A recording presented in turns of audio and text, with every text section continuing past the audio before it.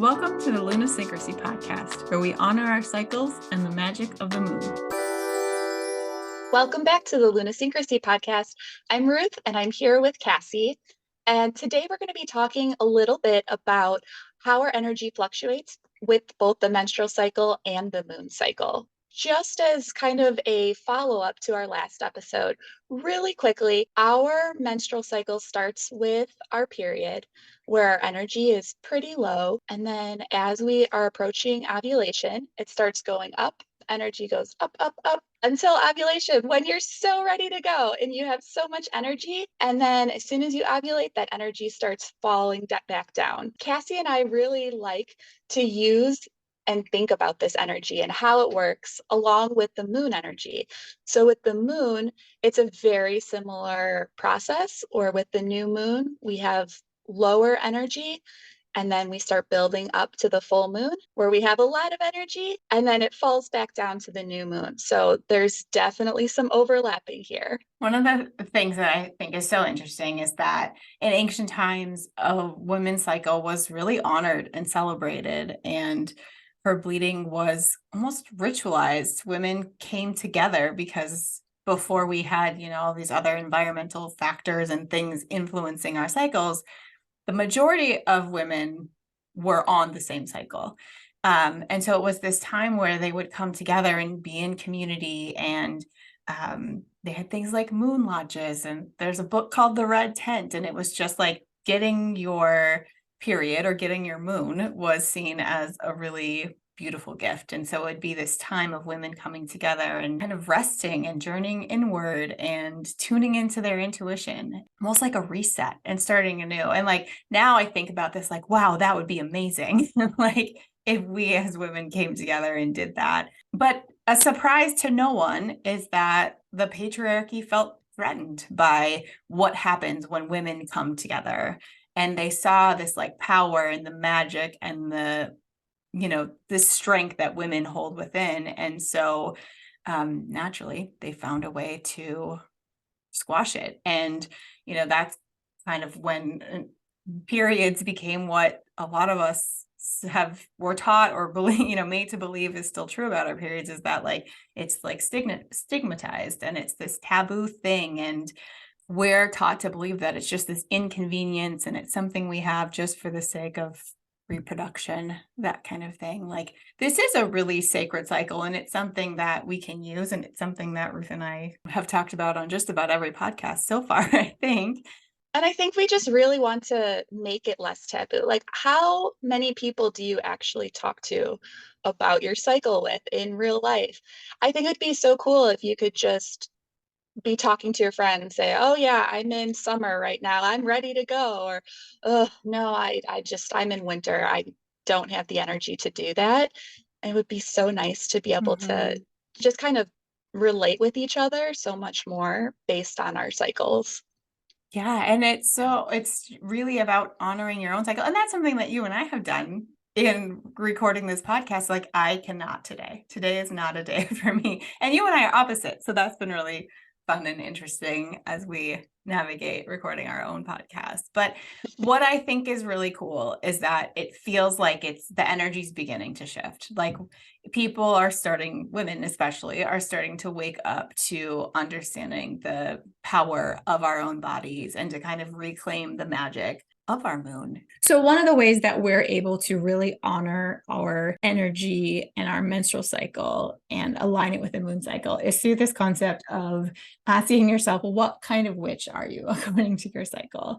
And I think the concept of red moon witches and white moon witches go back all the way back to kind of what we were just talking about before we had all these environmental factors affecting women. And now that we have so much light pollution and we're not looking at the moon every night, we don't know where the moon is. And so our bodies don't always adjust to it. Totally. And there were sort of two camps with a red moon witches and the white moon witches. And we'll get into each of the types. But we also have purple moon witches and pink moon witches. And it really is just about when you have your energy and when it's aligned with the moon. So each type, whether you're a red moon, white moon, pink moon, or purple moon witch, has sort of its own energy around, and you fluctuate through them too. So to start with, let's get into the white moon And I witches. think it's So also the just white good. moon witch would be the one that is the most common.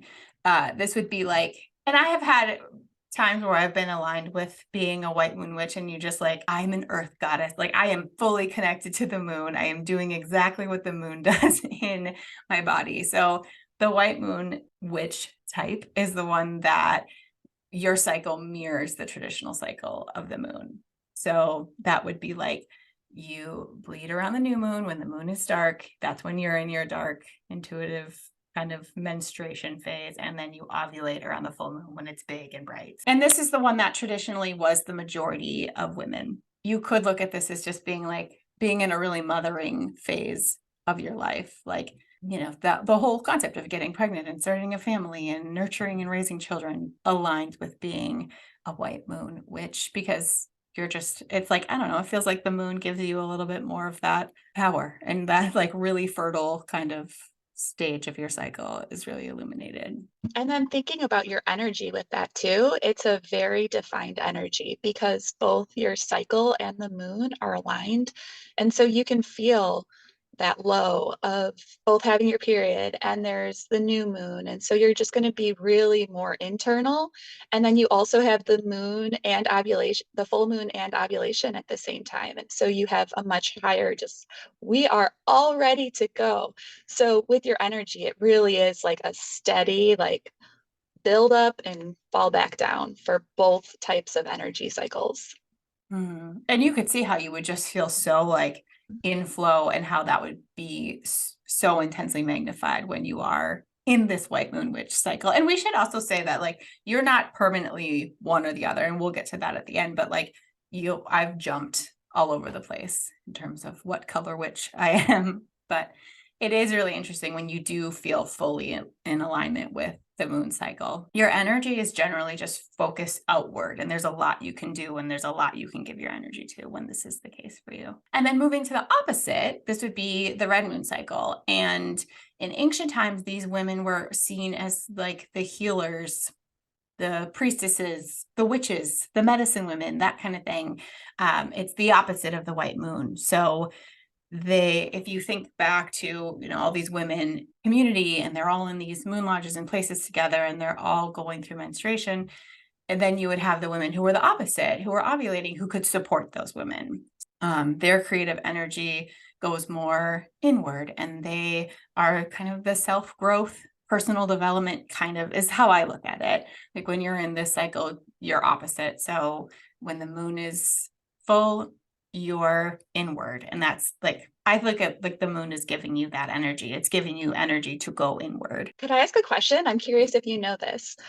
So if most of the women are in the red tent, like let's just say that they're all there, and then there's a few other people who are not a part of that group. Are they the ones who are taking care of the children and like doing the more womanly duties They could be. while Yeah, that everybody makes else sense is too.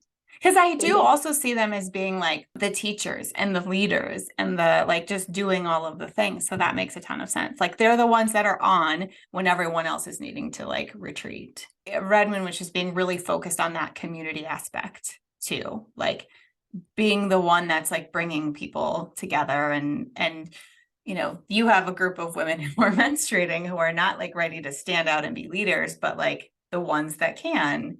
That's a really powerful thing to think about too. There's a part of me too that also thinks of the red moon, which is being like the opposite of what you know, like patriarchal ideas want us to be, right? Because we're not just like in alignment with what we're doing to reproduce. It's like, I am my own powerful person, not at the same time as the moon. That maybe is just a tangent or a theory, but I think of a red moon witch as being like a woman of great power. And it makes me think about like, because it's the healer kind of witch idea, it's like these are the women that were vilified as being powerful and important and having knowledge. You know, what's interesting to me is that I'm almost seeing the opposite because when I think of the energy of a red moon witch, They're a lot more steady. So, because the moon and their cycle are opposite, they're almost balancing each other out. So, it's kind of a steady amount of energy. So, that's almost more like a man. So, they feel like they are more powerful, maybe because they have a more steady energy. They're either getting their energy from their cycle or from the moon at Mm-hmm. any given time. They don't really have the higher highs and the lower lows. I mean, obviously there's some fluctuation, but it's a more steady energy similar to Mm-hmm. the masculine energy. And to that end, though, you could see why they would possibly be vilified by the patriarchy because their ability to not fit the standard norm of a female or a woman could be like that's why witches became bad, or I mean, it kind of both are true in some Yeah, ways. that's very That's true. intimidating when you are able to maintain, like you said. Anyway, that's super interesting to think about too. Deep thoughts on that front. Why they were punished because they were too powerful. Their energy was so steady. I want to talk to someone who's in a red moon witch cycle right now. Dude, I need to find someone. I want to know how you feel. Then if we move on to the pink moon and purple moon witches. So the pink moon cycle is when you bleed when the moon is waxing. So when it's going from a new moon to a full moon. So if you're a pink moon witch, you get your period when the moon is growing from black, a new new moon, to a bright. So you're in that phase. I kind of think of this as like it's when the moon is waxing, it goes from darkness to light. So it's a lot about expansion. So it's almost like getting out of a period of rest and really coming into your strength and your power is how I look at it. What do you think? Yeah, so this is currently where I'm at. And what I've realized is that the growth of the cycle, it feels almost stunted because you're starting where the moon is already growing, and then you're gaining your energy as the moon is growing, and then pretty soon the moon is going down, and that's when your hormonal energy is there. But like, because the moon is going down, it's not as big and bright and full as it could be, and it feels just not as energetic as it has for me in the past. Sure. Whereas So like that's red and white can feel really, really powerful. Like you can really harness that energy, but when you're in the in between, it's a little less so, or can feel less so. I think so. Yeah. Either if you're the white moon, you feel the really high highs and maybe a lower low. A red moon, you kind of have this steady energy. There's And I something think, lifting you up when the other thing's bringing you down. Yeah. yeah, yeah. It's super interesting to think about. And in the in between can be tricky. There's obviously value in it too, though, right? Like I don't know. It is it's kind of fun to think like big picture if your cycle is supporting you through different phases of your life that, and like you said, we ebb and flow through these pink and purple and red and white moon witch phases. So it's interesting. Do you feel like you are in a place in your life where being a pink moon witch can be supportive? Or is it just really hard to go from being a red moon witch to a pink moon witch?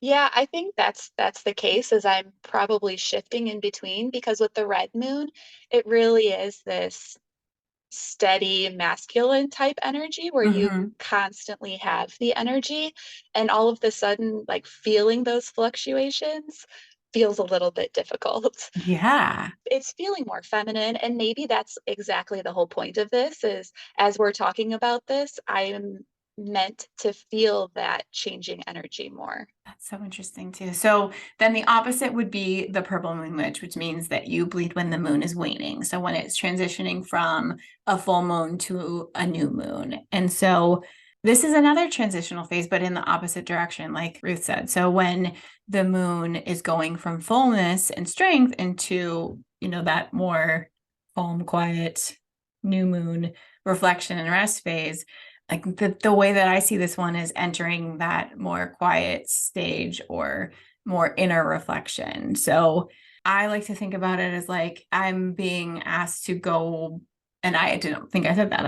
I'm currently in this purple moon phase. So I'm kind of just thinking about it right now as we're talking about it. But it feels like in this type of cycle, it's like a time to get really clear on the things that aren't serving you or what needs to be released. It's kind of like retreat into your own inner knowing and your own kind of self-reflective kind of thing. But for the purpose of you're going to come out of it again, and it's almost just like I don't know, a more emphasized go internal because you're going to expand eventually. Does it feel like you're internal longer? Because basically you're bleeding as the moon is getting smaller and then it's new. And so you have more time to Mm-hmm. really feel internal.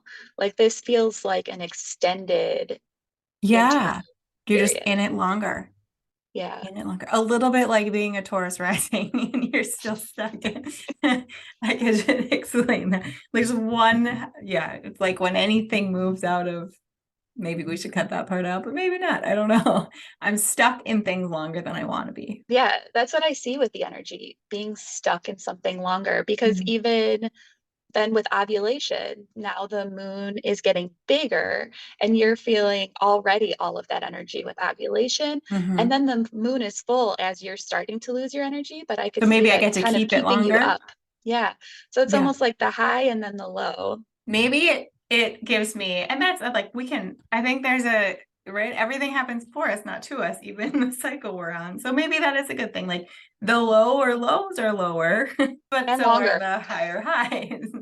That could be a good thing. You just get more time in the extremes and less time in the in between. Whereas the opposite, the pink moon, you're kind of stuck in the in betweens a little bit more often, would you say? That's what it feels like, at Yeah, least. this has been very fun to just kind of verbally process these these pink moon cycles, witch moon cycles. It's super interesting. It is super interesting. I like that we were able to have this conversation too. We have these types of conversations all the time and getting it out there for everybody else. I hope you guys are enjoying it. This Yeah, is I fun mean, for I want us. to know everybody's now. I want to know what cycle you're in. I want you to be like, "Hello, my name is this. I am a pink moon witch, and I am."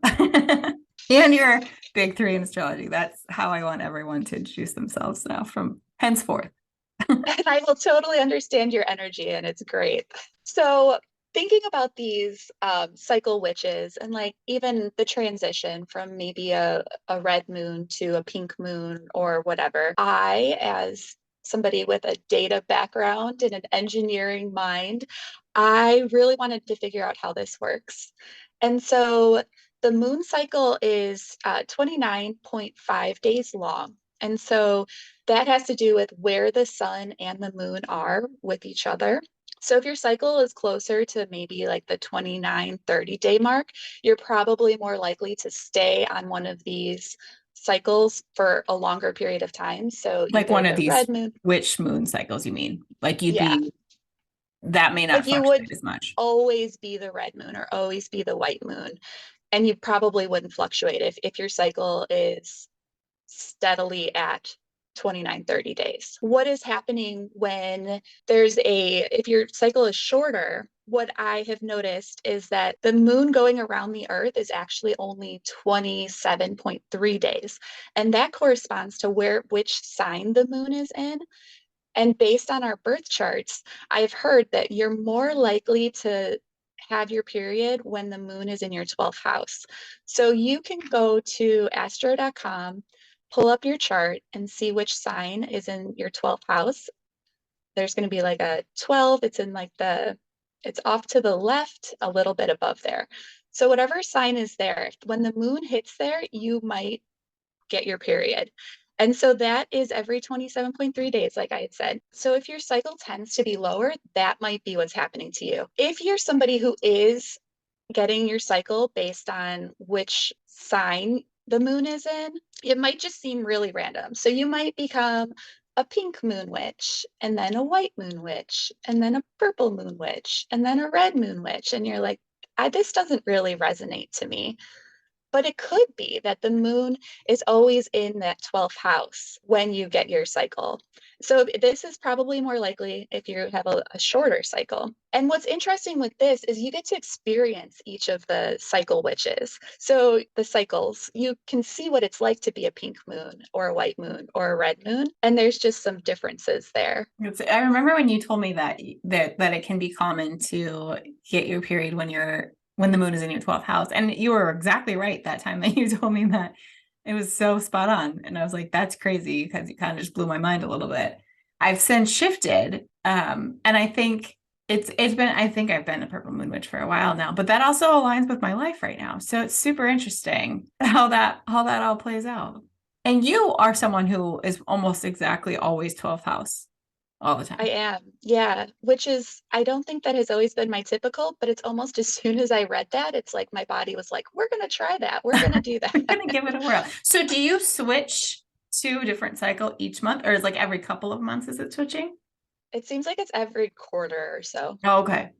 Oh, it's gonna be even like that too. It's gonna be perfectly mathematically aligned that you're gonna do one quarter each year as a different cycle. I mean, if it's working, yeah. So it's a difference of 2 days. So yeah, I mean, it's probably every 3 or 4 cycles you would switch. Interesting. So then you can report back. You can let us know how they each feel. I love that. Yeah, we'll have to do another episode just of like, and this is how it feels for us. Yeah. Although we would also love to talk to you guys too. So anybody who has experience with these would love to know how it shows up for you.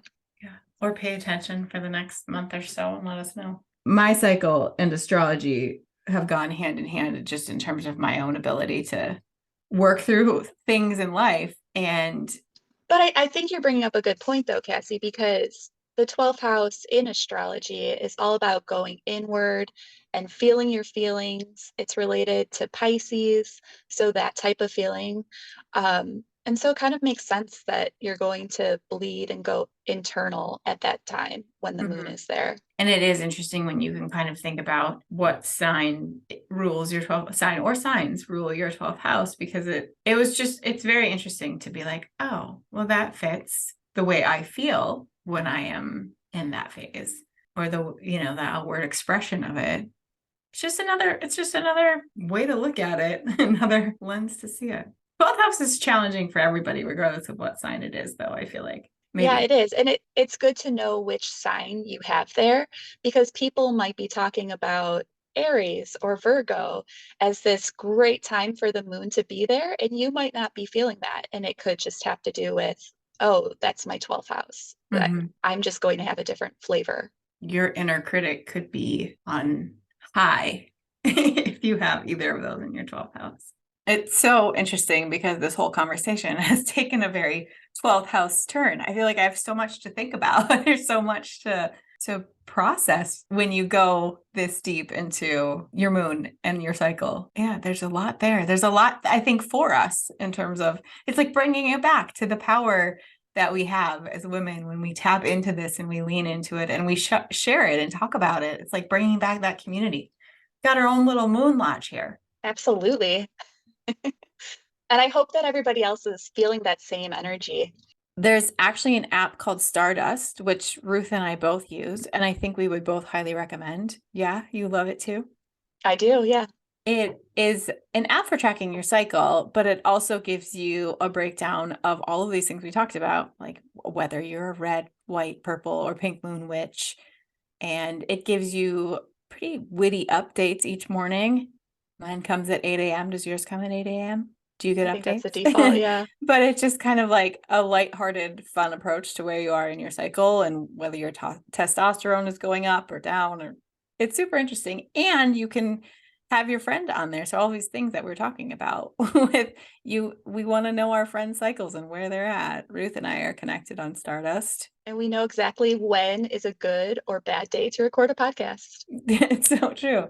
I also just love the visual of, your hormones and where they're going and where they're fluctuating. Like you can really see, brings in all the science of it, which Ruth loves. But While it's like, also, oh, I have no energy because look, I'm down here at the bottom of the graph. but it also puts those on top of the moon cycle too.